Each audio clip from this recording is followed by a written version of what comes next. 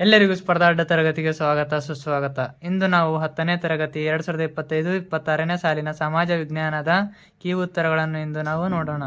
ಅಂದರೆ ನಾವು 2/4/2026ರಂದು ನಡೆದ ವಾರ್ಷಿಕ ಪರೀಕ್ಷೆಯ ಸಮಾಜ ವಿಜ್ಞಾನದ ಕೀ ಉತ್ತರಗಳನ್ನು ನಾವು ಒಂದೊಂದಾಗಿ ಇಂದು ನೋಡೋಣ. ಈಗ ಮೊದಲನೇದಾಗಿ ನಾವು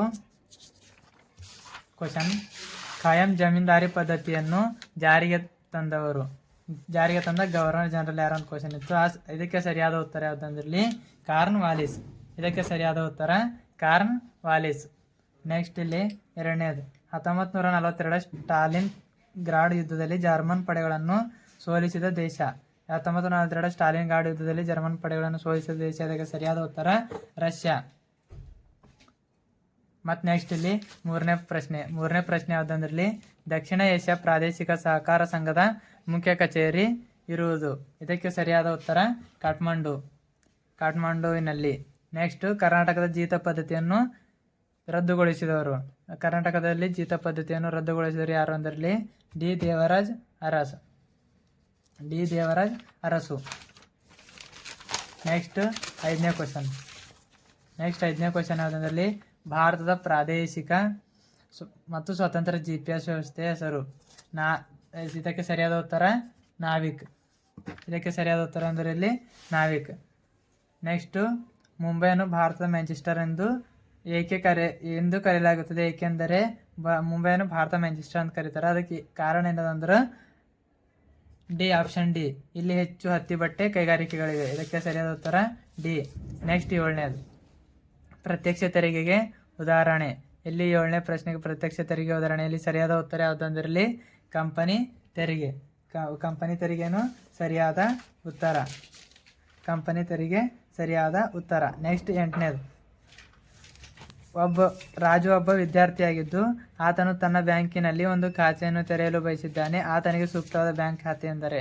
ಇಲ್ಲಿ ಸೂಕ್ತವಾದ ಬ್ಯಾಂಕ್ ಖಾತೆ ಎಂದರೆ ಅದಕ್ಕೆ ಸರಿಯಾದ ಉತ್ತರ ಆಪ್ಷನ್ ಎ, ಉಳಿತಾಯ ಖಾತೆ. ನೆಕ್ಸ್ಟ್, ಇಲ್ಲಿಗ ಕೆಳಗಿನ ಪ್ರತಿಯೊಂದು ಪ್ರಶ್ನೆಗೂ ಒಂದೊಂದು ವಾಕ್ಯದಲ್ಲಿ ಅಂದರೆ 1 ಮಾರ್ಕ್ಸ್ ಕ್ವಶನ್. ಇಲ್ಲಿ 9ನೇದು, ಮೈಸೂರು ಸಿವಿಲ್ ಸರ್ವಿಸ್ ಪರೀಕ್ಷೆಗಳನ್ನು ಪ್ರಾರಂಭಿಸಿದರೆ ಯಾರು ಅಂತ ಇತ್ತು ಕ್ವಶನ್. ಇದಕ್ಕೆ ಸರಿಯಾದ ಉತ್ತರ ಕೆ. ಶೇಷಾದ್ರಿ ಅಯ್ಯರ್. ಸರಿಯಾದ ಉತ್ತರ ಕೆ. ಶೇಷಾದ್ರಿ ಅಯ್ಯರ್. ನೆಕ್ಸ್ಟ್ ಇಲ್ಲಿ 10ನೇದು, 2ನೇ ಮಹಾಯುದ್ಧವು ಶೀತಲ ಸಮರಕ್ಕೆ ನಾಂದಿಯಾಯಿತು ಹೇಗೆ? ಇದರ ಸರಿಯಾದ ಉತ್ತರ ಯಾವುದಂದ್ರಲ್ಲಿ 2ನೇ ಮಹಾಯುದ್ಧದ ನಂತರ ಜಗತ್ತು ಅಮೆರಿಕ ಮತ್ತು ರಷ್ಯಾ ಎಂಬ 2 ವಿಭಿನ್ನ ಬಣಗಳಾಗಿ ವಿಭಜನೆಯಾದ್ದರಿಂದ ಶೀತಲ ಸಮರ ಆರಂಭವಾಯಿತು. ಇದಕ್ಕೆ ಸರಿಯಾದ ಉತ್ತರ ಇದ್ದಂದ್ರೆ 2ನೇ ಮಹಾಯುದ್ಧದ ನಂತರ ಅಮೆರಿಕ ಮತ್ತು ರಷ್ಯಾ ಎಂಬ 2 ವಿಭಿನ್ನ ಬಣಗಳಾಗಿ ವಿಭಜನೆ ಆಯ್ತವ. ಅದರ ಕಡೆಯಿಂದ ಏನಾಯ್ತದೆ 2ನೇ ಮಹಾಯುದ್ಧ ಶೀತಲ ಸಮರಕ್ಕೆ ನಾಂದಿ ಆಯ್ತದೆ. ನೆಕ್ಸ್ಟ್ 11ನೇದು, ದತ್ತಿ ಸಮಿತಿಯನ್ನು ಸ್ಥಾಪಿಸಲು ಕಾರಣ. ಈ ದತ್ತಿ ಸಮಿತಿ ಅಂತ ಇರ್ತದೆ. ದತ್ತಿ ಸಮಿತಿಯನ್ನು ಸ್ಥಾಪಿಸಲು ಕಾರಣ ಏನಂದ್ರಲ್ಲಿ ದೇವಸ್ಥಾನಗಳ ಆಡಳಿತವನ್ನು ರಕ್ಷಿಸಲು ಮತ್ತು ಅವುಗಳ ಆಸ್ತಿಯನ್ನು ರಕ್ಷಿಸಲು ದತ್ತಿ ಸಮಿತಿಯನ್ನು ಸ್ಥಾಪಿಸಲಾಯಿತು. ದತ್ತಿ ಸಮಿತಿ ಸ್ಥಾಪಿಸಲ ಕಾರಣ ಏನಂದ್ರೆ ಮೊದಲನೇದಾಗಿ ದೇವಸ್ಥಾನಗಳ ಆಡಳಿತವನ್ನು ರಕ್ಷಿಸಲು. ಇದರ ಬರೆದು ಸರಿಯಾದ ಉತ್ತರ ಅಥವಾ ದೇವಸ್ಥಾನಗಳ ಆಸ್ತಿಗಳನ್ನು ರಕ್ಷಿಸಲು. ನೆಕ್ಸ್ಟು 12ನೇದು, MRPL ವಿರೋಧಿ ಚಳವಳಿಯನ್ನು ಏಕೆ ಹಮ್ಮಿಕೊಳ್ಳಲಾಯಿತು? MRPL ಚಳವಳಿಯನ್ನು ಏಕೆ ಹಮ್ಮಿಕೊಳ್ಳಲಾಯಿತು ಅಂದ್ರೆ ಮಂಗಳೂರು ಪರಿಸರದಲ್ಲಿ ಉಂಟಾಗುವ ಪರಿಸರ ಮಾಲಿನ್ಯವನ್ನು ತಡೆಗಟ್ಟಲು. MRPL ವಿರೋಧಿ ಚಳವಳಿಯನ್ನು ಏಕೆ ಹಮ್ಮಿಕೊಳ್ಳಲಾಯಿತು ಅಂದರೆ ಇದಕ್ಕೆ ಸರಿಯಾದ ಉತ್ತರ ಮಂಗಳೂರಿನಲ್ಲಿ ಪರಿಸರದಲ್ಲಿ ಉಂಟಾಗುವ ಪರಿಸರ ಮಾಲಿನ್ಯವನ್ನು ತಡೆಗಟ್ಟಲು MRPL ವಿರೋಧಿ ಚಳವಳಿಯನ್ನು ಹಮ್ಮಿಕೊಳ್ಳಲಾಯಿತು. ನೆಕ್ಸ್ಟ್ 13ನೇ, ಬೇಸಿಗೆಯಲ್ಲಿ ಉತ್ತರ ಭಾರತಕ್ಕಿಂತ ದಕ್ಷಿಣ ಭಾರತದಲ್ಲಿ ಉಷ್ಣಾಂಶ ಕಡಿಮೆ ಇರುತ್ತದೆ ಏಕೆ? ಬೇಸಿಗೆಯಲ್ಲಿ ಉತ್ತರ ಭಾರತಕ್ಕಿಂತ ದಕ್ಷಿಣ ಭಾರತದಲ್ಲಿ ಉಷ್ಣಾಂಶ ಏಕೆ ಕಡಿಮೆ ಇರುತ್ತದೆ ಅಂದರೆ ಇಲ್ಲಿ ಸರಿಯಾದ ಉತ್ತರ ದಕ್ಷಿಣ ಭಾರತವು ಸಮುದ್ರದ ಪ್ರಭಾವಕ್ಕೆ ಒಳಪಟ್ಟು ಪರ್ಯಾಯ ದ್ವೀಪವಾಗಿರುವುದರಿಂದ ಇಲ್ಲಿ ಉಷ್ಣಾಂಶ ಕಡಿಮೆ ಇರುತ್ತದೆ. ನೆಕ್ಸ್ಟ್ 14ನೇ, ಸುವರ್ಣ ಗ್ರಾಮೋದಯ ಯೋಜನೆಯನ್ನು ಏಕೆ ಜಾರಿಗೆ ತರಲಾಗಿದೆ? ಸುವರ್ಣ ಗ್ರಾಮೋದಯವನ್ನು ಏಕೆ ಜಾರಿಗೆ ತರಂದರೆಂದಿರಲಿ ಗ್ರಾಮಗಳ ಸಮಗ್ರ ಅಭಿವೃದ್ಧಿ ಮಾಡಲು. ಸರಿಯಾದ ಉತ್ತರ ಯಾವುದಂದ್ರಲ್ಲಿ ಕೇವಲ ಗ್ರಾಮಗಳ ಸಮಗ್ರ ಅಭಿವೃದ್ಧಿ. ನೆಕ್ಸ್ಟ್ 15ನೇದು, ಭಾರತದಲ್ಲಿ ಜಿಲ್ಲಾ ಕೈಗಾರಿಕಾ ಕೇಂದ್ರಗಳನ್ನು ಯಾವ ವರ್ಷದಲ್ಲಿ ಸ್ಥಾಪಿಸಲಾಯಿತು? ಇದರ ಸರಿಯಾದ ಉತ್ತರ ಯಾವುದಂದ್ರಲ್ಲಿ 1978ರಲ್ಲಿ.